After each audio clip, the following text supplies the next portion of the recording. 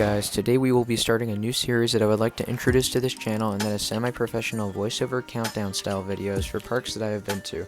It's pretty much what it sounds like. I'll be ranking every coaster that I've ridden in a park, from my least favorite to most favorite, as well as giving a background for what the ride is and why it places in that specific spot.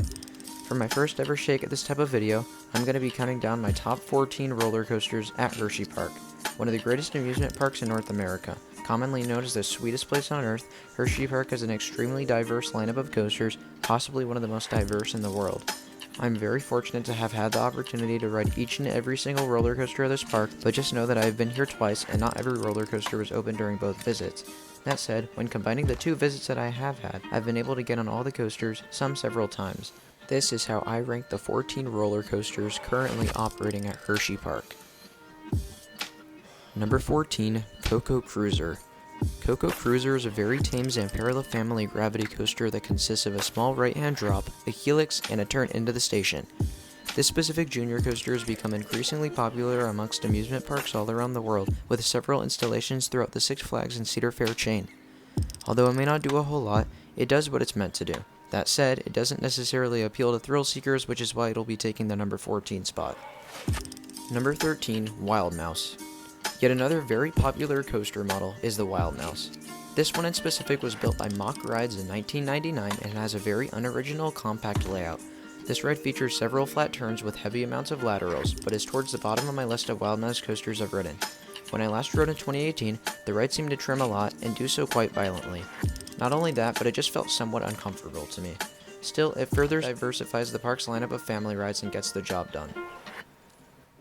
Number 12, Trailblazer. In 1974, Hersheypark hired Aerodynamics to build one of their first mine train coasters outside of the Six Flags chain. It's definitely very smooth for its age, and it's quite scenic too, but I don't know if I can get around the fact that it feels considerably shorter and tamer than the other mine trains I've been on. It's a decent ride, but nothing too impressive at all, which is why it's going to be taking the number 12 spot on this list. Number 11, Laff. One of the more recent roller coasters to open up at Hersheypark is Laff, a funhouse-themed indoor spinning coaster that is surprisingly a lot of fun. Before even getting on the ride, it's worth mentioning that the queue line really sets the mood for what's to come. There are several funky mirrors in the queue line, and even some Disney-esque music to complement that. When you begin climbing up the lift hill, you will notice tons of colorful lights and funhouse theming, followed by the ride's biggest drop. Then you start spinning. Not a dizzying amount like Laff's sister coaster in Utah, Spider at Lagoon, but enough to get you smiling and ready for the rest of the layout. Number 10, sooperdooperLooper. The East Coast's first modern-day looping coaster was built in 1977 by German manufacturer Schwarzkopf. With just a little lap bar to hold you in, you encounter several twists, turns, tunnels, and even a 57-foot-tall vertical loop. Considering its age, sooperdooperLooper runs very smooth and is quite the enjoyable family ride. It has a decent layout and is very re-rideable. I'd highly recommend this ride as a first looping coaster to anyone afraid of going upside down. Number 9, Sidewinder. Vekoma boomerangs are one of the most infamous coaster models out there, and although I for one have never hated these rides, I would like to especially give credit to Sidewinder. Believe it or not, this is a very fun coaster. Unlike most boomerangs, this one has the newer Vekoma vest restraints that prevents any headbanging and makes it so that you can enjoy the ride's forceful inversions without having to brace for any uncomfortable sensations. When I revisited the park for my first time in 2.5 years a few weeks ago, I was very fortunate with my experience with this ride. It was my first time ever riding it since it had been closed last visit to rain, and it even had a walk-on. Even if you normally pass on riding Vekoma boomerangs, I'd honestly recommend giving Sidewinder a shot anyways. Number 8, Wildcat. Wildcat was Great Coasters International, otherwise known as GCI's first ever roller coaster. When I rode it in 2018, I was seriously not a fan. I claimed that it was one of the worst wooden coasters I had ever been on, but had heard before that it's a polarizing ride, with some strongly disliking it and others finding it to be the best GCI in the park. I kept this in mind and told myself that one day when I'd come back to the park, I'd have to give it a second chance. And man was I glad I did. Over the years, I've been able to further appreciate any rough coaster that at least does something to stand out. Not only did I find Wildcat to be so much smoother than my previous rides, but it even got some decent airtime and laterals. If I were to have had a few more hours at the park this year, I would have seriously considered giving Wildcat yet another re-ride. It really was that much better. Number 7, Comet. Hersheypark's oldest operating coaster is the Comet, which was built in 1946 by Philadelphia Toboggan Coasters. Not only does this ride have a very solid layout, but it also has single position lap bars that make it very possible to get airtime. Even though it's pretty lame when compared to Phoenix at Knoebels just an hour and a half away, that may not necessarily be the most fair comparison. Comet runs undeniably smooth and it has its fair share of airtime moments. It's very re-rideable and it's definitely worth doing while you're at the park. Number 6, Lightning Racer. Funny enough, this dueling GCI happens to be right next door to the other GCI we talked about earlier, Wildcat. It was a bit of an odd addition for the park, but it's still a lot of fun anyways. Although I do prefer the Lightning side's transitions and consider it to be a more aggressive ride than the Thunder side, both are very fun and the racing aspect is absolutely fantastic. There are several moments throughout the ride where the other train is running right alongside you or zooming past you. Outside of the dueling, the ride runs pretty well and has some decent moments of airtime and laterals that can be compared to the sensations provided on Wildcat. Going in, I was expecting the ride to die out towards the end, but it seemed to keep its speed pretty well the whole way through. I really enjoyed this ride and it is my personal favorite of the 3 wood coasters in the park. Number 5, Fahrenheit. The first of Hersheypark's 3 Intamin coasters that I'll be covering on this list is Fahrenheit. Despite it being my least favorite of the trio, I think it's an excellent coaster.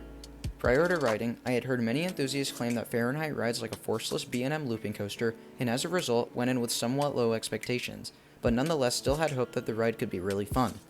When we hit the brake run, I remember just wanting to start clapping. This thing is fantastic, as it has a lot of the qualities that remind me of Maverick, most notably with the restraints beyond vertical drop and the entire second half, which seemed to be very well paced.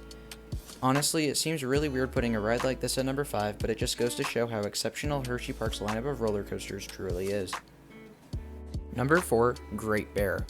Hersheypark's first and only inverted coaster was built in 1998 and has been roaring over the hollow section of the park ever since. Talk about an underrated invert. You rarely ever see this ride ranked high on anyone's list of B&Ms, but I'll tell you what, this gem has sat in my top 10 list of B&Ms ever since I first rode it in 2018. It has a very unique layout, it's intense, it has great elements, a great setting, it's super loud, man I can go on and on. What's not to love? In terms of B&M inverts, it checks off all the boxes and that's why it'll always be one of my absolute favorite coasters in the park. Number 3, Storm Runner. Although Storm Runner happens to be closed for the season this year, and the last time I rode it was several years ago, I have very fond memories of my several rides in the front row on this thing. Storm Runner's layout may be short, but it's absolutely masterful. It has one of my all-time favorite launches, a fun top hat, a solid drop, some funky inversions, including the Flying Snake Dive, which is actually one of my favorite inversions I've ever been through, and so much more. This coaster is super unique and a ton of fun. It was such an eyesore seeing it close this year, but I already can't wait to return to the park to ride it again in the near future. Number 2, Candemonium. One of the most recent roller coasters to open in the United States is Candemonium. This was my 4th B&M hypercoaster and it was a near perfect fit for this park, even if some enthusiasts were originally complaining about 2 hypers being in the same park. In my opinion, they are so different from one another that it really doesn't matter. Candemonium has a graceful yet spectacular layout that has tons of large floaty airtime hills just like the rest of the B&M hypers, but what I love about this ride in particular is that it seems to differentiate towards the end, most notably with that miniature wave turn, but I also really like the 2 helixes towards the end of the ride. The first one being considerably more intense than the second, but the second being a spectacle as it wraps around Hersheypark's Kisses fountain. Since I rode it last month, Candemonium is now my 2nd favorite coaster in the park, narrowly beating Storm Runner. But what's the best? To me, that's an absolute no-brainer, and my answer is number 1, Skyrush. Where should I even begin with this ride? I think the best place to start is by confidently stating that this is one of the absolute greatest roller coasters ever constructed on planet Earth. Skyrush was manufactured by Intamin, a company known for some incredibly intense roller coaster designs, but I don't think anyone could have possibly expected this outcome when Skyrush officially opened to the public in 2012. The way this ride came to be was when Hersheypark decided to request for a 200-foot tall hypercoaster that could be crammed into this tiny little plot over the park's creek. Well, they sure did get what they asked for. Even if this ride isn't the most popular amongst the general public, as you'll typically see it with one of the shorter wait times in the park, it's a coaster enthusiast's dream come true. At least to me. It literally has every quality I look for in a coaster, as it excels in ejector airtime, very fast speeds, and extreme amounts of intensity. Oh, and hey, may I truthfully mention that Skyrush has some of my favorite restraints on any coaster. I know that may sound weird, but you just don't feel in control of the lower half of your body in the slightest, and with the ride flinging you every which way, it seems like the insane ejector and forceful lateral G's are trying to rip your body in half. That's the kind of stuff I love on coasters. I love the incredibly intense nature of this ride, and to this day it sits at my number 3 overall spot on my list of roller coasters that I've ridden. Thank you guys all so much for watching this video. It was a lot of fun to make, and I look forward to making more countdown videos of this style in the future. Also, if you haven't already, it would mean so much to me if you subscribe to the channel. As I get closer and closer to what was at one point an unimaginable milestone, aka 1000 subscribers, I'd like to remind you guys that every subscription counts and further motivates me to spend several hours of my day working on videos like these. Again, thank you for the support, and I'll see you in the next video. Bye guys.